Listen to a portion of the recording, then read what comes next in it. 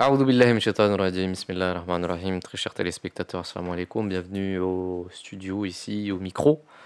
Dans cette émission, ça fait un moment qu'on n'était pas venu pour des émissions, ça fait vraiment très très longtemps parce que faute de studio, on n'avait pas de studio, là on est en train d'essayer d'avoir un nouveau studio et pendant ce temps-là, on s'est dit on va quand même faire des émissions avec Monsieur Omar ici dans la bibliothèque, hein, ici que vous connaissez très bien maintenant, cette fameuse bibliothèque.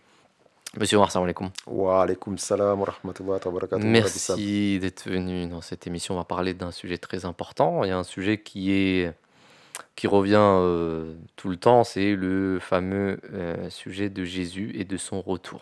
Alayhi salam. Jésus qu'on appelle chez les musulmans Isa alayhi salam. Alors, apparemment, on a une croyance qui est assez majoritaire chez les musulmans, c'est que Jésus va revenir à la fin des temps, Isa, physiquement pour la plupart, mais on a une personne ici au studio qui pense le contraire. Et c'est très bizarre. Il y en a au moins une. Il y en Au a moins une. au moins une, pour ne pas mentir. Voilà. Monsieur Omar, qu'est-ce qu'il en est? Qu'est-ce que vous dites à propos de Jésus, vous, par exemple? C'est bizarre. Jésus, que la paix soit sur lui. Aïssa alayhi salam. Isa alayhi salatu wa salam, c'est un personnage qui est emblématique. D'accord. Emblématique parce que je crois que c'est l'un des personnages qui est repris par les trois grandes religions, à D'accord. savoir le judaïsme, le christianisme, l'islam. Mhm. Alors que Moïse alayhi salatu salam ou Ibrahim alayhi salatu salam, il fait l'unanimité parmi ces trois grandes religions. Mhm. Jésus alayhi salatu salam, lui, c'est un peu plus controversé. D'accord. Parce que Jésus alayhi salatu salam, lui, que la paix soit sur lui, les Juifs le rejettent, le considèrent comme un imposteur, na'oudhu billahi min dhalik. Mhm. Les chrétiens y croient, et ils y croient tellement qu'ils l'ont divinisé, ils en ont fait un Dieu vivant. D'accord. Et bon, qu'il est mort, qu'il a ressuscité, qu'il est vivant actuellement au ciel et qu'il doit revenir à la fin des temps. D'accord. Et les musulmans pensent que Les c'est un prophète de musulmans, Dieu. par contre, ne rejettent pas complètement, ne rejoignent pas complètement les juifs dans le sens où ils ne le considèrent pas comme un imposteur, ils le considèrent comme un prophète de Dieu, mais qu'il a été, mais celui qui a été crucifié, c'est pas Jésus alayhi salam, mais un sosie qui a été remplacé à la place de Jésus. Et finalement, pour croire comme les chrétiens croient, à savoir que Jésus, il est vivant au ciel et qu'il viendra à la fin des temps. Et ça, vous y croyez? Hein? Vous y Parce que moi, croyez? j'y crois, je crois en Jésus, alayhi salam. Non, mais vous croyez en cette théorie, cette dernière théorie que vous venez Non, de sortir? ça, j'ai plus de doutes, pour pas dire je n'y crois pas. C'est vrai? Mais Je n'y crois pas pourquoi du tout. vous y croyez pas? Pourquoi je n'y Qu'est-ce crois qui vous pas? fait croire que c'est pas possible?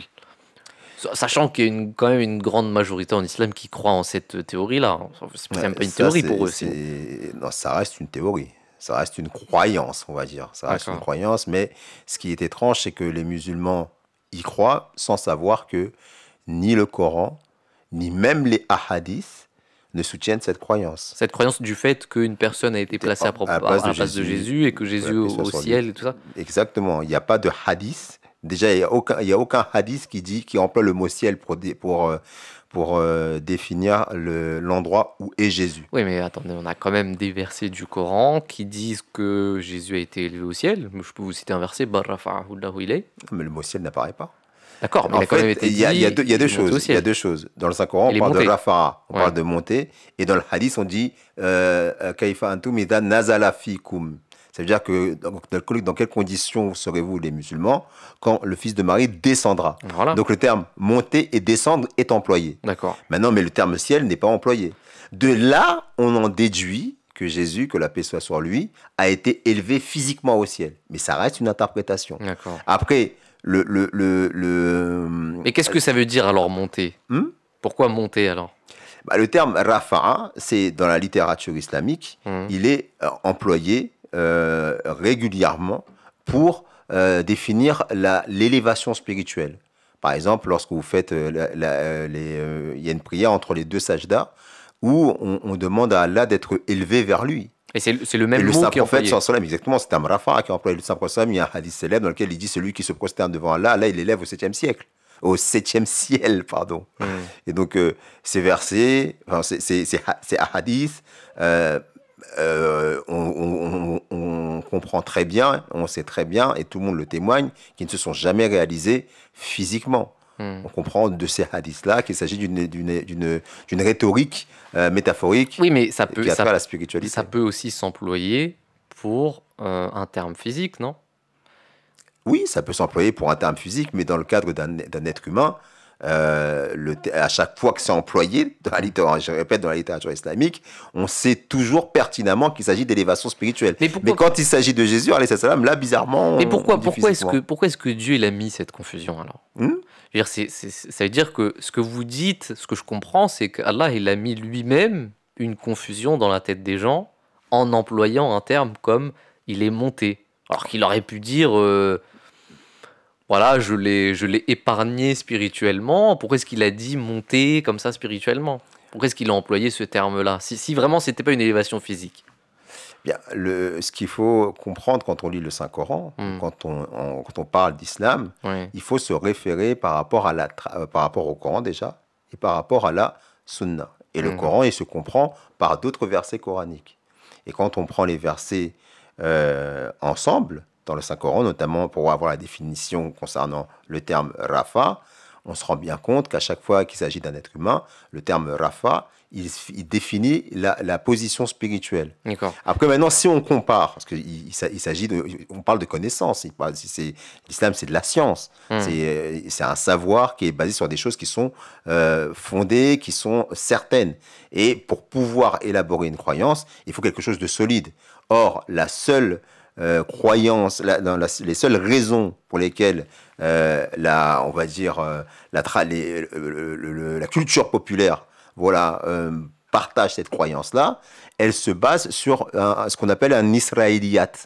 C'est même pas un hadith, c'est même pas un verset coranique. La croyance selon laquelle c'est un sosie qui a pris la place de Jésus, alayhi salatu wassalam, et qu'ensuite Jésus lui a été élevé au ciel, elle a été rapportée par un chrétien converti à l'islam. D'accord. Et c'est un chrétien qui l'a rapporté. Il l'a pas rapporté il n'y a même pas une chaîne de transmission qui remonte jusqu'au prophète. Mais revenons au sujet du Rafa.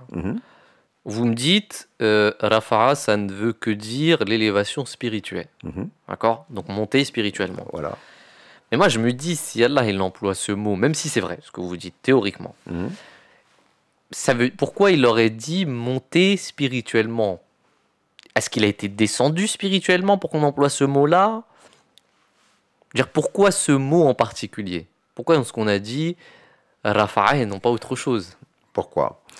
Parce que là, il faut revenir à Jésus, alayhi salam, et son histoire. C'est pour ça que quand Allah dit dans le Saint-Coran, pour comprendre le Saint-Livre, revenez au passé, revenez et interrogez ceux qui vous ont précédés. D'accord. Et ça veut dire interroger ceux qui nous ont précédés, ça veut dire interroger l'histoire. Et qu'est-ce que nous dit l'histoire? Comme je vous l'ai dit en introduction, Jésus, alayhi salam, pour les Juifs, c'est un imposteur. D'accord. Pour les Juifs, Jésus, alayhi salam, le fait qu'il est mort sur la croix, il est maudit. Ok, donc la malédiction. Alors ça, effectivement, ça, dans la Bible, si je ne me trompe pas, il y a un verset qui dit que celui qui meurt sur la croix, et lui est maudit. Ça. Exactement. D'accord. La Bible dit qu'un prophète, un faux prophète, eh bien, il meurt de mort maudite. Le Saint-Coran parle aussi de ça. Il dit que si le Saint-Coran avait menti, il aurait pris par la main droite, il aurait sectionné la veine jugulaire. Donc, la question du prophète de Dieu, de la véracité du prophète de Dieu, elle est centrale, surtout dans le cas de Jésus. Parce que Jésus, alayhi salam, s'est posé comme un prophète, comme un messie, pour réformer les enfants d'Israël. Il a été calomnié, c'est ça? Sa mère, elle a été calomniée déjà, comme le Saint-Coran le dit. Ensuite, lui-même a été traité d'imposteur. Et pour prouver qu'il était un imposteur, il était nécessaire pour les Juifs de le mettre sur la croix. Après, le Saint-Coran dit, ils ne l'ont ni tué, ni crucifié, mais il l'a élevé vers lui. Maintenant, si effectivement le terme élevé, il aurait une signification physique. Quel est l'intérêt? Quel est l'intérêt de l'élever physiquement dans ce contexte-là? Ce contexte-là nous démontre bien que Jésus, alayhi salam, Allah a voulu laver son honneur. Donc vous dites que le mot Rafa'a ici, il a été utilisé pour laver son honneur. Exactement, puisque dans le Saint-Coran, dans le verset de la sourate An-Nisa, je crois, où on commence par la calomnie faite sur la mère de Jésus. Une grande calomnie qui a été faite sur la mère de Jésus, à savoir qu'elle n'était pas une femme pure, na'udhu billahi min dhalik. Et ensuite, ils ont dit, et en fait, le Saint-Coran, il reprend la séquence. La séquence part de la calomnie de la mère, qu'il y a eu un enfant sans père et qui, eux, à partir de là, disent que c'est Naran de Blamidali, une femme inchaste. Ensuite, son fils grandit et fait la déclaration comme quoi il est prophète. Et donc, qu'est-ce qu'ils font? Ils intriguent de manière à ce qu'il soit mis sur la croix et qu'il meure de mort maudite. Et le Saint-Coran répond justement à cette allégation en disant « Vous ne l'avez ni tué et vous ne l'avez ni crucifié ». Parce que parmi les Juifs, il y en avait qui pensaient que Jésus, avant d'être mis sur la croix, avait été tué des suites de ses blessures, parce que vous savez qu'il a été flagellé, on lui a mis une couronne d'épines, et qu'ensuite, quand on l'a mis sur la croix, il est mort. Il y en a d'autres qui pensaient que Jésus, c'est des suites d'être mis sur la croix et mort à ce moment-là. Et là, Allah leur dit, vous ne l'avez ni tué ni crucifié, mais c'est dans lequel contexte qu'il dit ça?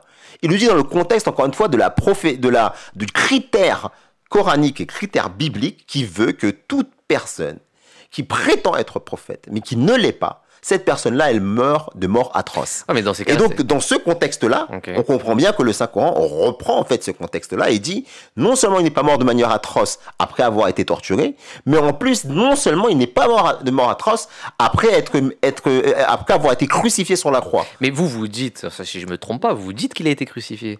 Non. On dit qu'il n'a... Crucifié, qu'est-ce que ça veut dire? Crucifié, ça veut dire, et c'est le Saint-Coran qui dit, il n'a ni été tué, ni crucifié. Mais vous dites qu'il a été mis sur la croix.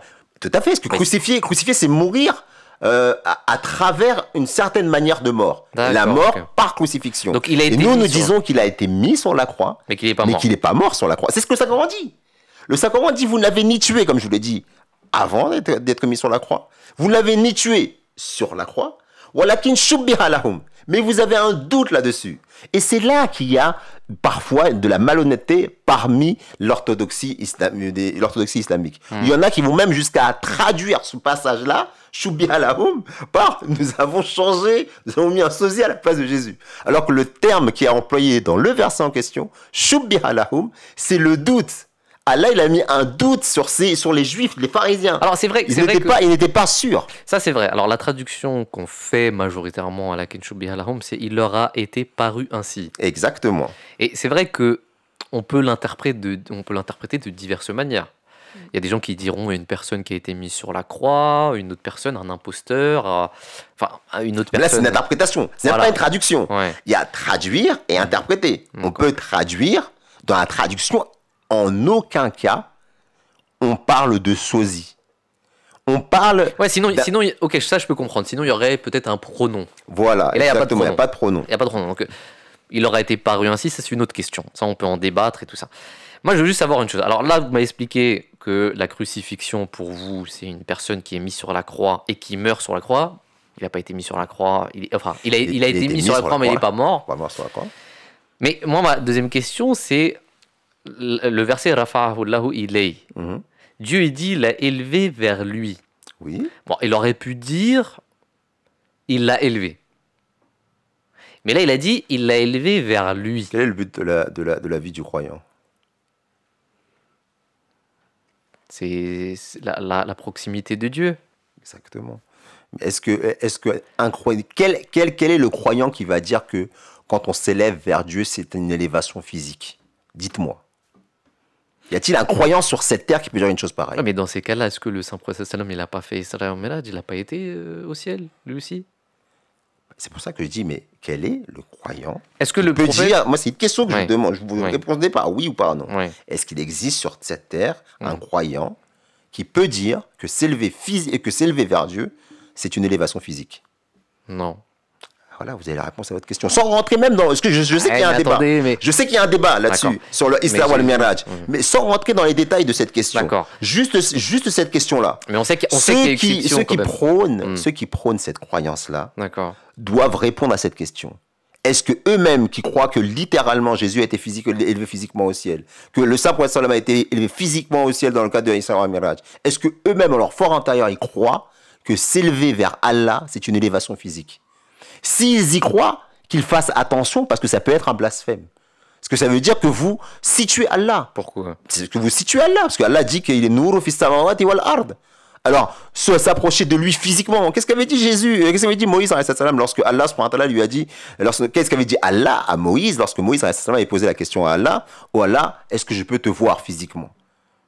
Qu'est-ce qu'Allah lui a dit? Tu ne pourras pas soutenir. C'est pas possible. Et quand il s'est manifesté à lui, il est tombé, il s'est évanoui. Et il a dit quoi? Je suis le premier des mu'minines, je suis le premier des croyants. Et il a même demandé pardon à Allah.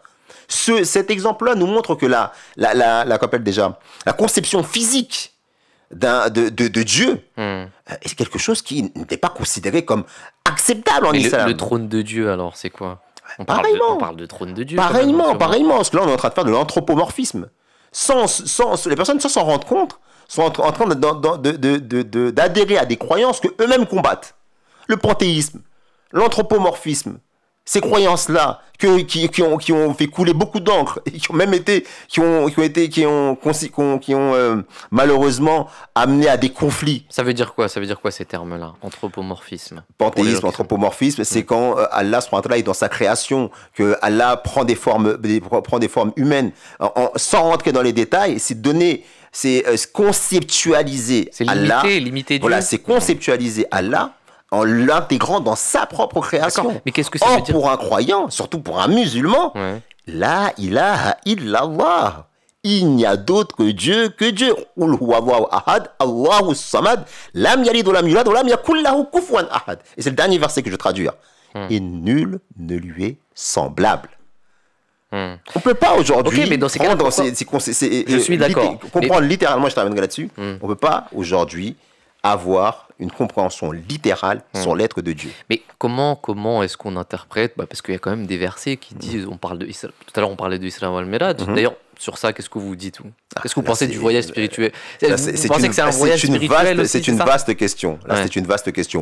Mais c'est pour ça que Mohammed sallallahu alayhi wa sallam, le plus grand des prophètes, n'a pas été au ciel, pour vous. Il est celui qui s'est rapproché le plus près d'Allah subhanahu wa ta'ala. Physiquement?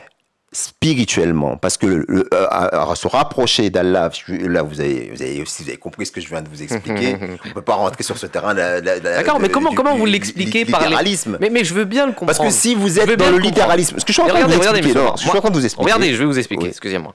Là, pour l'instant, ce que vous avez dit sur Isa alayhi salam, sur Jésus, ça me paraît logique. Vous avez quand même des arguments, vous prenez des versets du Coran, d'accord? C'est pour ça que quand je vous pose des questions, je veux comprendre votre conception et je veux savoir par quoi est-ce que vous le soutenez. Par exemple, là, vous me dites Isra wal-Miraj. Non, c'est vous qui dites Isra wal-Miraj, c'est vous qui rentrez dans ce domaine. Oui, mais on en a parlé parce que vous m'avez dit que c'était pas possible pour un homme d'aller au ciel, mais je veux dire, dans la croyance majoritaire, le prophète Mohammed sallallahu alayhi wa sallam a été au ciel. Et d'ailleurs, c'est pour cette raison-là qu'on se rit des musulmans.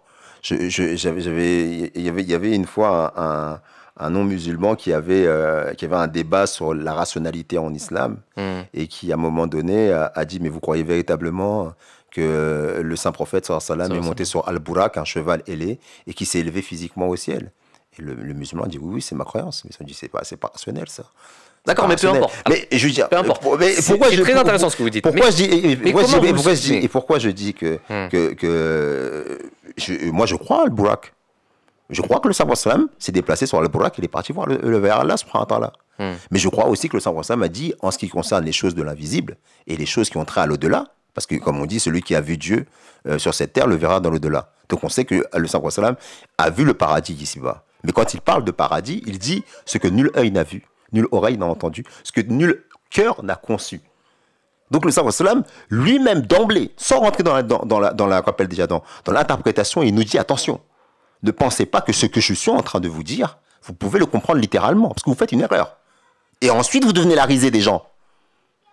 C'est pour ça que je dis ça. C'est pas parce que, pour faire du politiquement correct, et parce qu'on est dans une ère de sciences scientifiques, je le fais en fonction de l'enseignement, de l'ordre de notre bien-aimé prophète, sallallahu alayhi wa sallam, qui nous dit, attention, ce que je vous dis, ne le prenez pas au premier degré.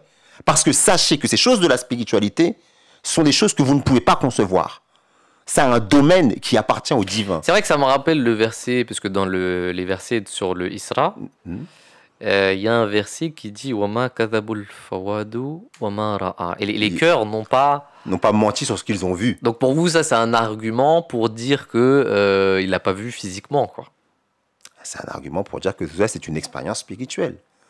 Et il y a toute une littérature islamique qui se fonde sur les versets coraniques, sur les hadiths, sur les témoignages de Hazrat Aïcha pour nous démontrer que le saint prophète Mohammed Rasulullah sallallahu alayhi wa sallam, lors de ce fameux événement, il était tout près de sa femme. Et il dormait. Il s'est réveillé. Il a il a vécu une expérience spirituelle. De même que le Saint-Prophète recevait des révélations et Hazrat Aïcha a témoigné de la manière dont le Saint-Prophète était et dans quel état il était. De même, elle a témoigné de l'avoir vu, d'être à ses côtés lorsqu'il y a eu cette expérience, qui est donc encore une fois une expérience spirituelle.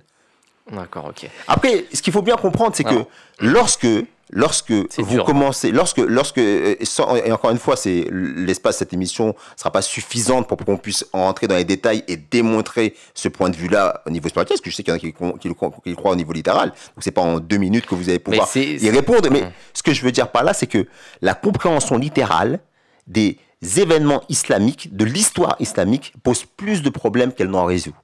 Alors que la compréhension métaphorique, en conformité avec la parole du Saint-Prophète qui dit que je suis parmi ceux à qui Allah a donné la capacité de dire une montagne de sens dans très peu de mots, cette compréhension-là, basée sur la méditation, le tafakkur, comme on dit en arabe, eh bien, elle en résout plus mais vous comprenez, monsieur elle résout plus de problèmes qu'elle n'en produit. Vous comprenez que ça, c'est quand même choquant pour les musulmans. Je ne sais pas si vous arrivez à vous rendre compte de ce que vous êtes en train de dire.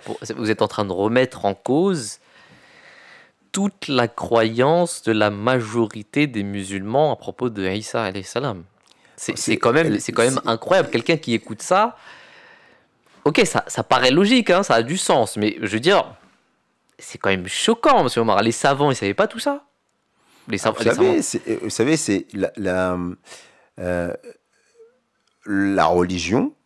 La religion, et tous ceux qui étudient la religion sont d'accord pour dire que on peut croire en certaines doctrines dès lors qu'elles sont basées sur le Coran et la Sunna et qu'elles s'éloignent du shirk. Si on me démontre que ce que je dis c'est du shirk, je suis le premier à repousser cette croyance. D'accord. Parce que le saint prophète Mohammed nous a donné son exemple. Lorsqu'il est venu, il n'était pas majoritaire. Il n'était pas majoritaire. Et en plus de ça, ceux qui avaient des croyances erronées, là, c'était carrément du shirk. Et qui associaient à Dieu, disaient du saint prophète qu'il était fou, qu'il était un illuminé. Na'udhu billah min dhalik. Et pourtant, il était dans la vérité. Ouais, c'est vrai. D'ailleurs, ça me rappelle, tout à l'heure, je suis en train de parler, ça m'a rappelé un verset du Coran dans lequel les Juifs demandent au prophète sallallahu alayhi wa sallam, si tu es vraiment un prophète, va au ciel et ramène-nous un livre. Et le prophète sallallahu alayhi wa sallam dit... Qul subhana rabbi hal kuntu illa basharun wa rasula. Ouais, qui veut dire, c'est Allah qui dit au prophète sallallahu. En plus, c'est ça qui est intéressant, c'est qu'Allah, lorsque les Juifs viennent le voir et lui posent la question, lui disent d'aller au ciel, de monter au ciel, Allah lui dit, dis, Saint est mon Seigneur, gloire à lui. Ne suis-je pas un homme envoyé comme messager? Donc c'était une belle manière de dire que c'est pas possible pour un être humain. Oui, parce que alors ça c'est vrai. Je veux dire, parmi tout ce que vous avez dit, il est vrai que je trouve ça quand même assez curieux. Et d'ailleurs, merci d'avoir cité ce verset-là, parce que ce verset-là nous montre encore une fois que le terme rafa ne peut pas être compris au sens physique. Parce que s'il y a bien un homme qui aurait pu s'élever au ciel... Mais c'est ça que j'allais vous dire, c'est là où j'allais en venir. C'est là où j'allais en venir. Je veux dire, parmi tout ce que vous avez dit, moi ce que je trouve curieux, c'est ça justement, c'est ce fait-là, c'est que s'il y avait quand même une personne à envoyer au ciel physiquement, c'était le prophète sallallahu alayhi wa sallam. Après, il y a aussi une chose. Dieu fait bien les choses. Peut-être qu'il y a une particularité chez Jésus que chez Isa alayhi salam qu'il n'y a pas chez le prophète sallam. Chaque prophète a ses miracles. Peut-être que le miracle de Isa c'était d'aller au ciel et de revenir. Mais je comprends votre point de vue. Ça a du sens. C'est pour ça que je dis que on peut croire ce qu'on veut, mais il faut l'étayer par le Saint-Coran, d'abord par la Sunna et les Ahadiths. Maintenant, le Saint-Coran et les Ahadiths, là, parce que là, on a cité des choses concrètes. D'un côté, vous citez Bal Rafa'Allah ilayhi, mais il l'a élevé vers lui, pour dire qu'il l'a élevé au ciel. Pourtant, le terme ciel n'apparaît pas. Et d'un autre côté, il y a un autre verset qui dit que le Saint-Prophète dit que c'est impossible pour un homme de s'élever au ciel. Ouais, il dit pas que c'est pas impossible. Mais si, il dit Subhana Rabbi. Vous savez, Subhanallah, qu'est-ce que ça veut dire? Vous savez ce que ça veut dire, Subhanallah? Quand est-ce qu'on dit Subhanallah dans le langage courant? Ah, astaghfirullah, Subhanallah. Non, il n'y a qu'Allah qui peut faire ça. Il n'y a qu'Allah, il est saint. Il est au-delà des paroles qu'on peut dire. C'est vrai que Subhan Rabbi, on le dit souvent pour dire que ce que la personne a dit est une imperfection à l'encontre de Dieu. Exactement, voilà. Et donc, en faisant cette exclamation-là, il dit non. Ce que vous me demandez, c'est limite un blasphème. Parce que moi, en tant qu'être humain, je ne peux pas m'élever au ciel. Donc, ce qui est un blasphème pour lui, comment est-ce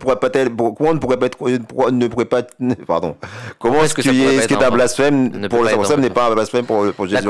Mais dans ces cas-là, Jésus va bien revenir, monsieur. Il devait revenir à la fin des temps. Là, c'est une autre question. Pourquoi c'est une autre question? Après, là, moi, je pense que si Jésus doit revenir à la fin des temps, vous êtes d'accord, vous y croyez? Bien sûr. Vous croyez au retour de Jésus? Bien sûr, bien sûr. Et comment est-ce que vous pouvez dire que d'un côté il est mort, qu'il va revenir à la fin des temps? C'est pas possible, ça. Voilà la question, c'est super. Ça, c'est une belle question. C'est une belle question et on a la réponse. Mais répondez-moi, monsieur. On a la réponse, encore une fois, dans l'histoire islamique, dans l'histoire des religions plutôt. D'accord. Parce que le Prophète ne s'est pas contenté de dire que Jésus, alayhi salatu salam, il allait venir. Il a dit d'abord dans des hadiths que les juifs et les musulmans feraient les mêmes erreurs. Elles se ressembleraient comme les deux chaussures d'une même paire.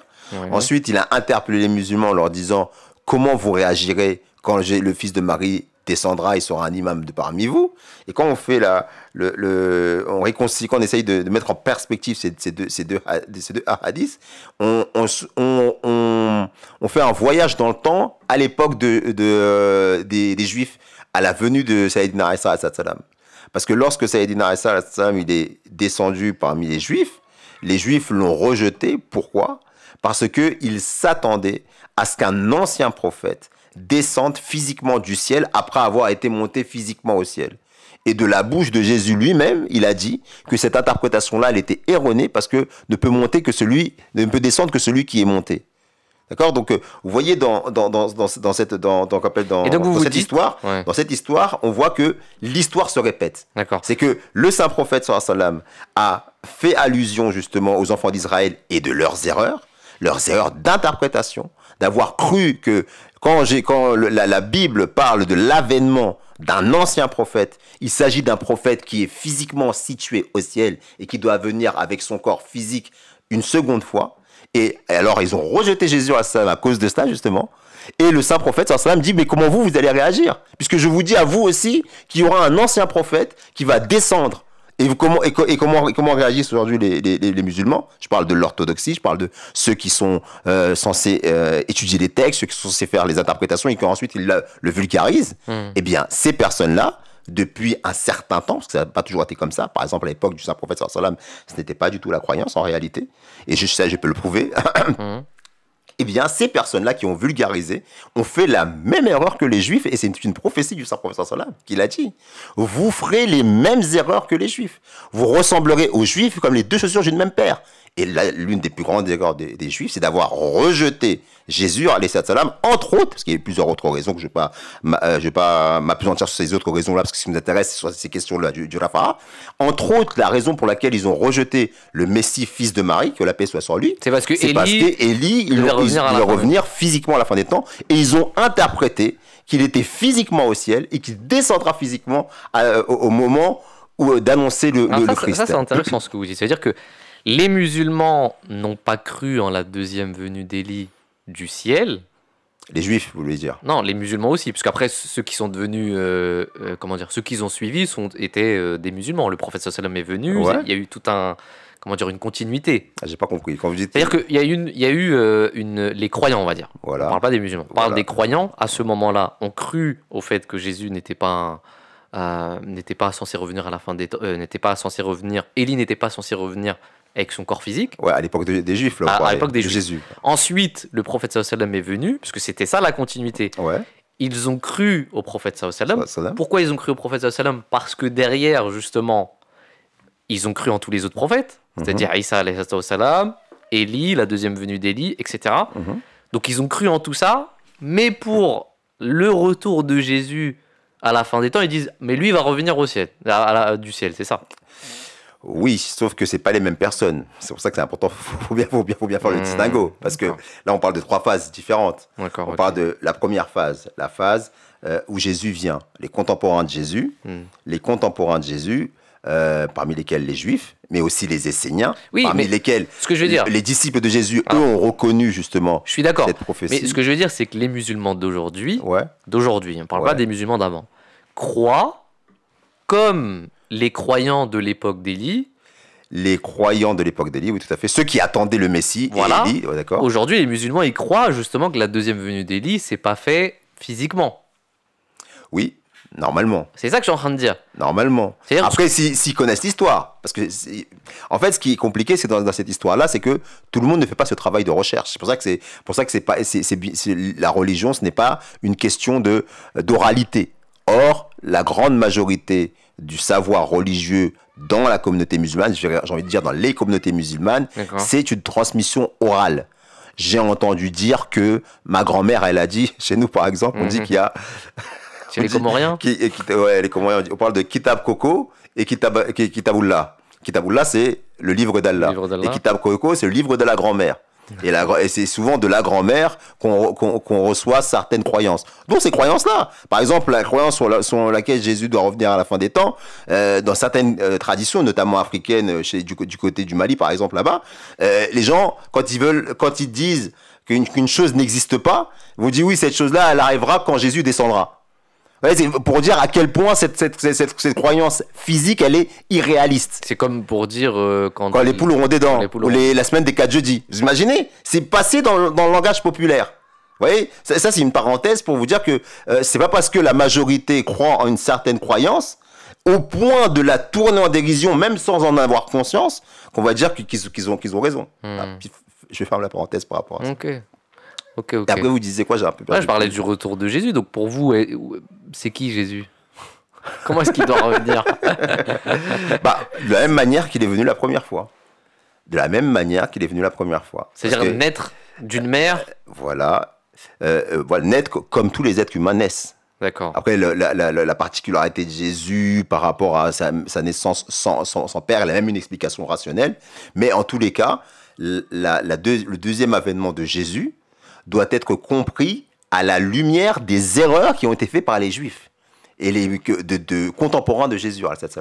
Et le saint prophète, dans ses prophéties, dans les prophéties qu'il a faites, il a non seulement prophétisé son avènement, mais il a aussi mis en garde les musulmans pour qu'ils ne tombent pas dans cette erreur du littéralisme. Parce que voilà, et c'est là qu'on s'était arrêté, c'était sur le littéralisme. C'est le littéralisme qui a conduit au rejet, même à la lutte contre Jésus de la part des enfants d'Israël. Ils ont lutté contre Jésus parce que, littéralement, les prophéties qu'ils attendaient, dont la venue physique d'un ancien prophète, ne s'étaient pas réalisées. Et c'est pour cette raison-là qu'ils l'ont combattu et qu'ils ont même essayé de le faire mourir sur la croix. Mais que Allah, subhanahu wa ta'ala, a lavé l'honneur de son prophète, il a défendu son honneur, il l'a sauvé d'une manière que les Juifs n'ont pas compris. C'est pour ça qu'il y a un verset coranique qui dit « Wa makaru wa makarullahi, wallahu khayrul makirin ». Ça veut dire, et ils ont planifié quelque chose, ils ont intrigué quelque chose pour mettre à mort Jésus de manière maudite. Mais Allah, il a dit « Moi, j'ai intrigué autre chose.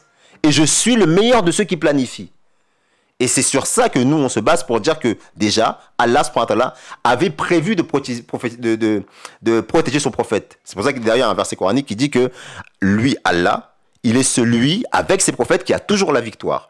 Or, si on partait du principe, véritablement, si on admettait que Jésus, alayhi salatu wassalam, était mort à ce moment-là, ou qu'il avait été élevé au ciel, même pas mourir, qu'il avait été élevé au ciel, à l'époque de son avènement, là, parmi les Juifs, eh bien, on admet que Jésus, alayhi salatu wassalam, a perdu, et que les Juifs ont gagné.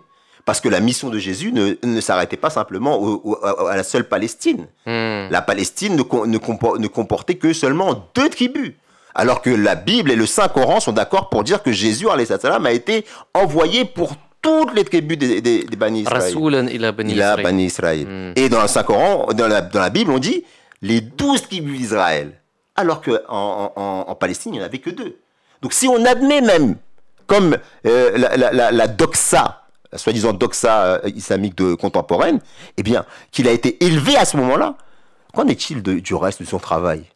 Qu'en est-il du reste de son travail? Ok, ça c'est une bonne question. Parce que, et en plus, les gens pourraient dire, oui, mais c'est quand il viendrait qu'il démontrerait qu'il continue à faire le travail pour les autres tribus d'Israël. Mais comment? Alors que lors de son second retour, il serait censé venir pour les musulmans d'une part, et d'autre part, ça serait injuste pour les juifs qui seraient ses contemporains, parce que c'est eux qui avaient besoin de preuves, comme quoi il était vraiment véridique, qu'il venait vraiment d'Allah. Or, ces gens-là pourront dire devant Allah, mais cette personne que tu as envoyée, il a été crucifié devant nos yeux, et il n'a pas continué son travail.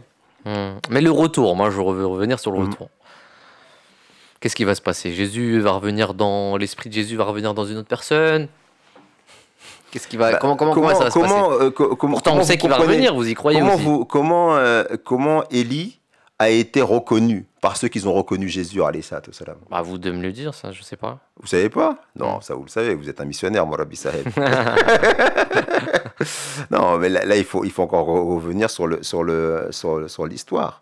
Ah, donc Élie était la deuxième venue d'Yahya. Exactement, Jean-Baptiste. Enfin, Jean-Baptiste était la deuxième venue d'Élie. Et Jean-Baptiste, Yahya, est né d'un père et d'une mère. D'accord, c'est un prophète, c'est un autre prophète qui est venu, mais qui a été nommé Élie parce qu'il était en esprit et en puissance Élie, c'est ce que dit la Bible.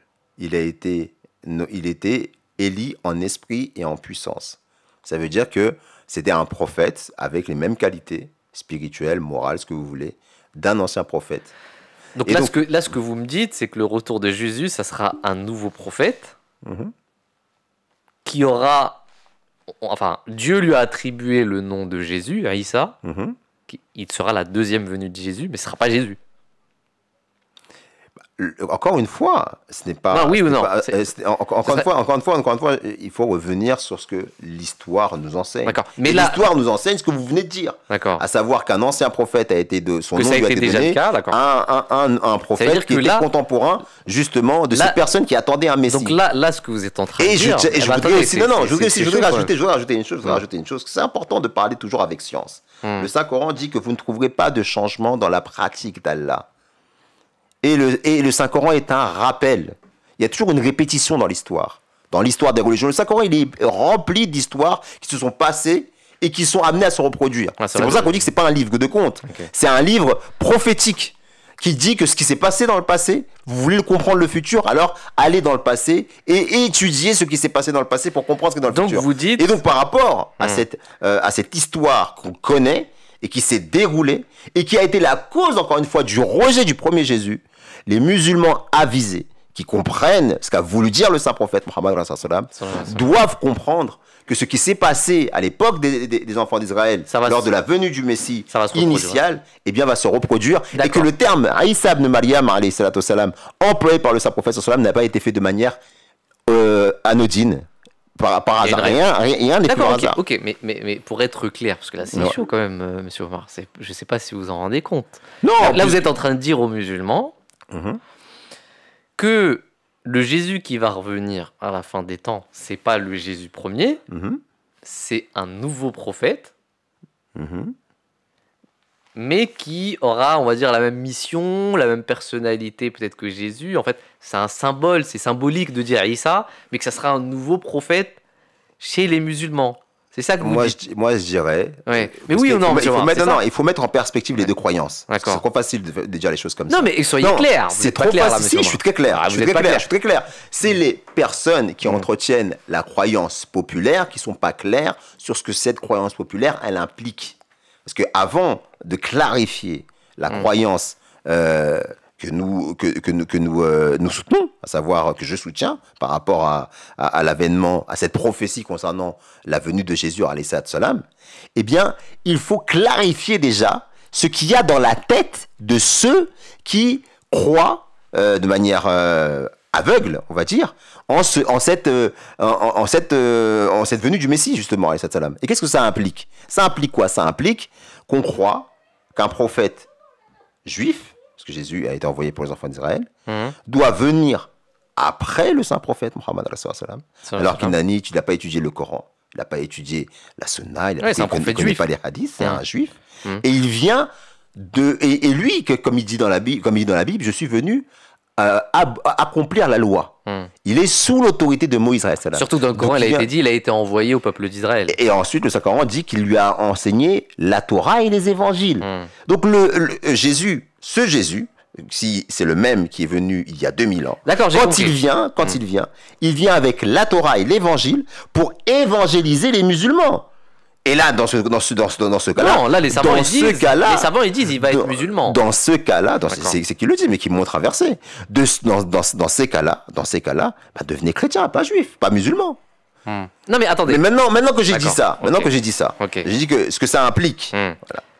Donc j'ai dit ça, le Saint-Coran, le Saint-Prophète, sallam, nous dit très clairement, alors, c'est pour ça qu'il faut toujours revenir à l'enseignement islamique, à ce que disent les textes, à ce que dit le Saint-Prophète, sallam, il dit Imamukum minkum. Et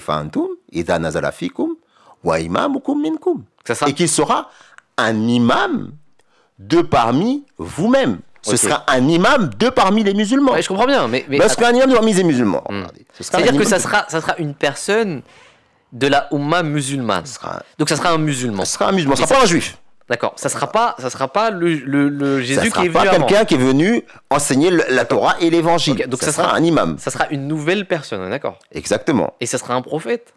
Ça sera un imam de parmi les musulmans. Mais est-ce qu'il sera prophète? Ce sera une personne qui est guidée par Allah. Mais pourquoi vous répondez pas à cette question? Je comprends pas. Non. Est-ce que non, la question, c'est pas ça la question qu'il faut poser. La question qu'il faut se poser, c'est est-ce que Jésus, lorsqu'il vient une seconde fois, est-ce qu'il sera prophète ou pas? Est-ce qu'il sera prophète ou pas? Les musulmans disent non. Est-ce qu'il sera prophète ou pas? Non, les musulmans disent pas non. Est-ce qu'il sera prophète ou pas? Les musulmans, ils disent oui. Mais ce sera un ancien prophète. Ouais. Ok. Ce sera un ancien prophète, d'accord. Maintenant, la question, c'est savoir. Vous croyez en un ancien prophète, nous on croit en un nouveau prophète. Maintenant, la véritable question, c'est savoir, c'est le prophète que vous croyez, est-ce qu'il sera juif ou musulman? Il sera juif. Ouais. Moi, le prophète, que le saint prophète, sallam, prophétise comme étant Sayyidina Isa sallam, ne sera pas un prophète avec une autre charia. Ça sera un prophète qui sera dans la Oumma islamia. Donc ça sera un prophète musulman. Tout à fait. Donc ça sera un prophète. Mais pas avec une nouvelle loi. Attendez, puisque regardez. C'est pas possible. Regardez. Un nouveau prophète chez les musulmans. Vous savez ce qui choque, dans cette croyance-là, là vous allez. Ce qui choque dans cette croyance-là, c'est lorsque elle est clarifiée auprès de ceux qui y croient même sans y penser. C'est qu'à partir du moment où vous croyez que littéralement c'est un ancien prophète qui vient avec une ancienne loi, eh bien, ce prophète-là brise la loi du Saint-Prophète Muhammad sallam. Pourquoi? Parce que c'est pas la dernière loi coranique qui sera celle en vigueur jusqu'à la fin des temps. Parce que je suis désolé, si on croit littéralement à une croyance, il faut aller jusqu'au bout de cette croyance. Si vous croyez que Jésus sallam est celui qui va venir physiquement avec la Torah et l'Évangile, et que c'est avec ces deux livres qu'il va islamiser le monde, eh bien, c'est pas grâce à l'enseignement du Saint-Prophète sallam qu'il réussit sa mission. Mais c'est grâce à l'enseignement de Moïse, alayhi salam. Et en ce sens-là, Khatam an-Nabiyyin, eh bien, il est brisé. Parce que le Khatam, ça veut dire quoi? Le sceau de la prophétie. C'est le sceau, l'excellence des prophètes. Un homme qui vient avec un autre enseignement pour faire un travail de réforme, on impute sa réussite non pas à cet homme-là, mais à son enseignement. Mais attendez. Pareil, et donc maintenant, ce que nous nous disons, c'est que à partir du moment où vous venez vous êtes un musulman, vous êtes un imam, et que vous êtes dans l'islam, que vous vous formez et que vous obtenez vos galons spirituels parce que vous avez suivi le Saint-Coran et la sunna du Saint-Prophète Muhammad sallam, et que vous vous élevez au statut de prophète, dans cette Oumma-là, votre victoire n'est pas votre victoire, mais la victoire du maître qui vous a enseigné justement cet enseignement. Et c'est conforme au Saint-Coran, parce que le Saint-Coran nous enseigne que dans la sourate An-Nisa, que celui qui obéit à Allah et à son messager, il lui est possible d'atteindre 4 makams spirituels, 4 stades spirituels. Et le premier, le plus élevé, le plus grand de ces stades spirituels, c'est celui de prophète. Ensuite de Siddiq, de Salih et de c'est vrai que Jésus, il n'a pas. Et de Shahid. C'est vrai que Jésus, il n'a pas obéi au Saint-Prophète sallam. Mais il était quand même prophète. Mais par contre, oui, mais c'est ça la particularité du Saint-Prophète sallam. C'est ça la particularité du Saint-Prophète sallam. Il y a une beauté dans le Saint-Prophète sallam, il y a une grandeur dans le Saint-Prophète sallam. Pourquoi Allah il dit Inna Allah wa malaikatihi yusallu ala nabi ya ayyuhalladhina amanu sallu alayhi wa sallimu taslima. Il dit oh Allah, assurément Allah et ses anges prient sur le Saint-Prophète sallam. Oh vous les croyants, envoyer des bénédictions de paix, des salutations de paix et de bénédictions sur le saint prophète Muhammad sallallahu alayhi wa sallam. Cette parole, aucun prophète depuis la création des cieux et de la terre ne l'a reçue, si c'était le saint prophète sallallahu alayhi wa sallam. Pourquoi? Parce qu'il était laoulaka ma khalaqtu aflaka. Ça veut dire qu'Allah, il a créé tout ça, là, cet univers, ces astres, le soleil, tout ça, uniquement pour qui? Pour le saint prophète sallallahu alayhi wa sallam. Parce qu'il était al-habibullah al-insanul kamil. Et sa particularité, c'est qu'à partir de lui, pour pouvoir atteindre le plus haut degré de spiritualité, on ne passe pas, on doit passer par son enseignement. On doit se fondre en lui, on doit lui obéir, on doit l'aimer. Et c'est de cette manière-là que ce statut, parce qu'en fait les gens pensent, et c'est là qu'il faut avoir une clarification, pensent que le statut de prophète n'est pas ils oublient le statut spirituel de prophète. Ils ne voient dans le prophète que l'aspect administratif, à savoir celui qui vient avec une loi. Or, l'histoire est remplie, il y a 124 000 prophètes. Tous les prophètes étaient venus avec une loi. Non, Jésus, il n'a pas ramené de loi. Exactement. Combien de prophètes étaient sous la direction, sous l'autorité d'un prophète précédent? Ça, je suis d'accord. Mais la différence, c'est que Jésus, salam, lorsque lui, il est devenu prophète, il n'a jamais dit, il n'y a rien qui dit que c'est grâce à Moïse qu'il est devenu prophète. C'est une grâce d'Allah. Allah a vu qu'il est nécessaire qu'il y ait un prophète dans la Oumma des Bani Israël. Et il a suscité Jésus, salam. Il a suivi la loi de Moïse. Oui, mais sauf que c'est pas en aimant Moïse, salam. C'est pas en se fondant dans son enseignement. Alors qu'Allah dit la révolution avec ce prophète que je vous ai envoyé, Rahmatul lil alamin, miséricorde pour l'humanité. Cette révolution, c'est que si vous lui obéissez à cette personne, vous suivez pas à pas, vous le chérissez, vous vous fondez justement dans son enseignement, eh bien à ce moment-là, Allah peut vous élever spirituellement. Au stade du prophète. Au stade de prophète. Mais comment? En restant dans le cadre de sa loi. Et donc la prophétie, le khatam, le sceau de la prophétie, il est maintenu, il est préservé, il est même relevé. De sorte que celui qui devient prophète par cette tarika-là, par cette pratique-là, eh bien, il élève le nom du saint prophète sallallahu alayhi wa sallam. Et une telle personne met en lumière la signification de Muhammad, celui qui est le plus aimé. Pourquoi il s'appelle Muhammad? C'est une prophétie. Muhammad, c'est celui qui est le plus aimé. Pourquoi il est le plus aimé? Le plus loué. Le plus loué, le plus aimé. Ouais, bien sûr. Pourquoi? Parce que l'aimer, c'est aimer Allah. Si vous aimez Allah, voilà, si vous aimez Allah, alors suivez-moi et Allah vous aimera. Tout prend son sens. Tout prend son sens. Les secrets de la grandeur du saint prophète Muhammad sont liés à l'avènement de l'imam Mahdi. Mais dans la compréhension correcte que le saint prophète voulait qu'on ait de cette compréhension-là. C'est un imam de parmi les musulmans. Moi, tout ce que vous dites, c'est très beau, mais c'est quand même chaud, monsieur Omar. C'est-à-dire qu'un nouveau prophète va venir. Il est où ce prophète alors? Mais il est déjà venu. Il s'appelle comment? Il est déjà venu, et ceux qui suivent notre chaîne le savent. Mais il s'appelle comment? Il s'appelle Hazrat Mirza Ghulam Ahmad alayhi salatu wassalam, qui est venu il y a maintenant plus de 100 ans en Inde, dans le Punjab. Et lui, c'est Jésus? Non, lui c'est un prophète, un imam qui a un statut spirituel de prophète qui lui a été conféré par Allah subhanahu wa ta'ala, et qui est venu en esprit et en puissance de Sayyidina Isa qui est venu il y a 2000 ans. Donc c'est même que Jean-Baptiste Yahya est venu en esprit et en puissance de Élie, que la paix soit sur lui. C'est exactement la même chose. Il ne vient ni rajouter, ni retirer quoi que ce soit de la loi coranique. Les prières restent les mêmes. Le ramadan, la zakat, croire aux anges, croire aux livres, croire aux prophètes, le destin. Tous les piliers de l'islam, tous les piliers de la foi sont complètement maintenus. Mais une chose qui s'est écartée, qui conformément à la prophétie du saint prophète sallam, lorsque il était en compagnie d'Abu Huraira radiyallahu ta'ala anhu, et qu'ils étaient en compagnie du messager d'Allah sallam, il y a un verset coranique qui est descendu, dans lequel ce verset, Allah subhanahu wa ta'ala, il dit au saint prophète sallam, وآخرين منهم لما يلحقوا بهم وهو العزيز الحكيم ذلك فضل الله يؤتيه من يشاء والله ذو الفضل العظيم. Savoir que et il suscitera le saint prophète sallallahu alayhi wa sallam parmi d'autres dès lors qui ne sont pas encore joints à eux. Et là les Masahaba, ils étaient tellement perturbés par ce verset, ils n'ont pas compris. Et Abu Huraira radiyallahu ta'ala anhu, qui était on va dire, qui était à ce moment-là le représentant de cette stupéfaction des compagnons du saint prophète sallallahu alayhi wa sallam, bah, il a posé la question en leur nom, en leur disant, Man hum ya Rasulullah sallallahu alayhi wa sallam. Qui sont ces gens-là? Qui sont ces gens-là? Qui sont ces gens vers qui le prophète sallallahu alayhi wa sallam sera reçu? Exactement. Sera suscité encore une fois. Tout à fait, tout à fait, tout à fait. Ouais. Le saint prophète sallallahu alayhi wa sallam, il répond en disant, Law kana al-iman inda thuraya lana lahu rijalun. Il y a d'autres versions qui disent, Aou rajulun min haulai. Il dit après que la question lui fut posée à 3 reprises. C'est dire qu'il n'a pas répondu de lui-même.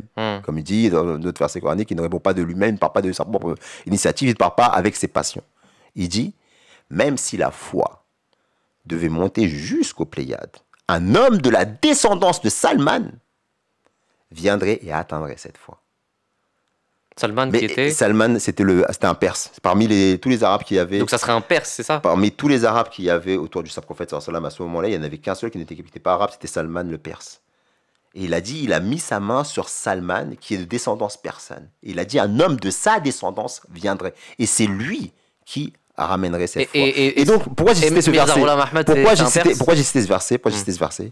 J'ai cité ce verset et le hadith qui va avec, pour vous dire que l'enjeu de l'avènement de Jésus, de l'imam Mahdi, c'est le même. C'est ce qui nous montre qu'en vérité, c'est une seule et même personne. L'enjeu de cet avènement, il réside dans quoi? La foi qui s'écarte du cœur des musulmans. D'accord. Cette foi qui part. Ok, mais ça c'est vrai. Hazrat Mirza Ghulam Ahmad, c'était un Perse. En conformité avec cette prophétie, il est de descendance persane. Et comme le dit le hadith, il devait venir à l'est de Damas, sur un minaret blanc. Eh bien, il est né en Inde, qui est littéralement à l'est de Damas. Et il a fait sa revendication à cet endroit-là. C'est très dur à entendre, mais en même temps, c'est compréhensible. Mais c'est très dur à entendre. Ouais, c'est normal. Parce que vous savez, c'est difficile aujourd'hui, c'est très dur à entendre aujourd'hui et c'est tout à fait normal, c'est difficile d'entendre aujourd'hui. Pourquoi? Parce qu'on est dans cette période où la spiritualité a perdu de sa valeur. Après, lorsque la religion était quelque chose de l'ordre de l'intellect, ce qui était le cas il y a encore 5-6 siècles. Ce qu'on dit souvent en islam, que même 10 siècles on va dire. Ce qu'on dit en islam que officieusement, l'ijtihad, les portes de l'ijtihad ont été fermées. 3 siècles après l'avènement du Saint-Prophète, l'ijtihad qui veut dire l'effort de réflexion. Si bien que, et il y a une personne qui n'est pas forcément d'accord avec nous, comme Tariq Ramadan, je l'ai entendu dire dans certaines de ses interventions, qui disait, aujourd'hui, un savant, c'est celui qui connaît le commentaire du commentaire d'un savant qui a écrit il y a des siècles. Donc c'est que de la répétition.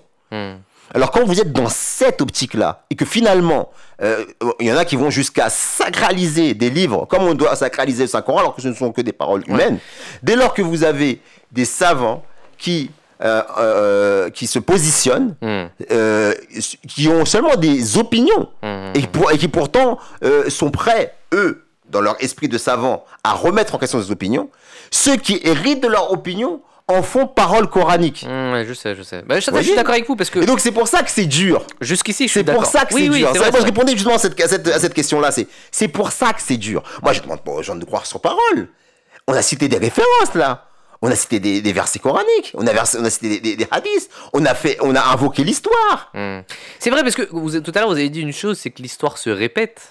Exactement. Et c'est vrai. Et vous avez dit aussi une autre chose, c'est que la sunna d'Allah ne change pas.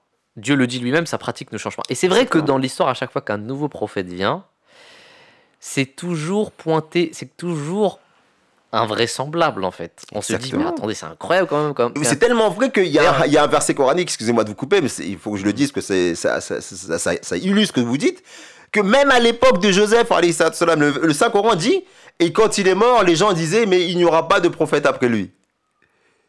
Et tous les musulmans, indépendamment de leur mouvance, de leur courant de pensée, sont d'accord pour dire que le Saint-Coran, c'est un livre d'histoire qui nous enseigne ce qui se passait dans le passé pour nous indiquer ce qui va venir à l'avenir. On va terminer par là parce que... Vous n'êtes pas convaincu? Non, mais on verra ce que les gens disent. On verra ce que les gens disent parce que c'est quand même incroyable ce que vous dites. D'ailleurs, on va demander à nos téléspectateurs s'ils veulent qu'on fasse peut-être une autre émission sur le sujet. Déjà, on va voir comment eux ils vont réagir, S'ils ont des questions en commentaire, s'ils demandent certaines choses, je voudrais bien les voir. Et d'ailleurs, si on arrive à les avoir, on reviendra. Peut-être dans la prochaine émission, on parlera de cette personne. Vous avez dit, comment il s'appelle? Comment il s'appelle, monsieur Omar? Vous avez dit quelque chose comme... Hazrat Mirza Ghulam Ahmad, alayhi salam. Alayhi salam. Mais encore une fois, moi, c'est sur ça que je veux insister. D'accord. Mais on reviendra. Non, on reviendra là sur où cette je veux question. insister, moi, là où je veux insister, c'est sur la question du savoir et de la remise en question d'un savoir. L'islam est cette religion qui donne préséance au savoir. Les musulmans ont été forts. Les musulmans ont eu du succès à chaque fois qu'ils ont eu l'esprit ouvert. À notre époque, si les musulmans avaient l'état d'esprit dans lequel qu'ils ont aujourd'hui, jamais les Arabes n'auraient traduit les textes grecs. Quand je dis les Arabes, je parle aussi des Perses, des musulmans en fait. Jamais ils n'auraient traduit les textes de la philosophie grecque. Ils avaient un esprit d'ouverture. Remettre en question son savoir, chercher la science, comme dit, même si vous devez aller jusqu'en Chine, ça veut dire remettez-vous en question. Parce que Allah aime celui qui réfléchit, Allah aime celui qui médite, Allah aime celui qui revient sur ses textes et qui le prie, qui lui demande de le guider vers la vérité. C'est l'attitude du croyant. C'est cette attitude-là qui a permis aux musulmans d'aller jusqu'en Chine, d'aller jusqu'en Espagne. Ça, c'est vraiment important. Parce que là aujourd'hui, vous êtes en train de faire comme si... de conforter ses frères qui se complaisent dans cette situation dans laquelle est l'islam. Si effectivement les croyances qui sont entretenues depuis des millénaires, pas des millénaires quand même, depuis des siècles, par nos frères, étaient vraies, comment vous expliquez l'état dans lequel nous sommes aujourd'hui? Mais il est vivant, cet homme. Il est vivant, ce nouveau prophète, monsieur Omar. Non. Mais ça c'est encore un autre débat. Justement, c'est encore un autre débat. C'est encore un autre débat. Je veux dire, je ne peux pas aujourd'hui, à ceux qui ne connaissent pas ce message-là, en une heure, expliquer une institution de plus de 135 ans. Mais comment elle s'appelle, cette communauté? Il y a une communauté musulmane Ahmadiyya, et ceux qui regardent la chaîne, ils connaissent cette communauté. D'accord, ok. Donc c'est quelque chose qui me demande du temps. Okay. Et on ne doit pas être choqué par ce qu'on n'a pas l'habitude d'entendre. Il faut se rappeler que le saint prophète Mohammed lui-même, quand il est venu avec ce message révolutionnaire, qu'il n'y a qu'un Dieu, alors que les gens croyaient depuis des siècles qu'il y avait 365 idoles, comment il réagissait? Mais qui eut le succès à l'issue justement de cette confrontation?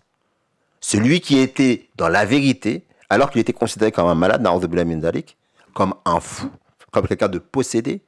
Pourtant, il avait la vérité. Donc, il ne faut pas se fier à la majorité et aller vers la connaissance. Ça, c'est vrai. Ça, c'est vrai. Merci beaucoup. Merci à vous, Mourabi Saheb. Monsieur Omar, on se retrouve, Inch'Allah, pour un autre épisode. Peut-être qu'on reviendra sur la personne de Mirza Ghulam Ahmad. Alayhi salam, alayhi salatu wassalam. Ça, c'est très important.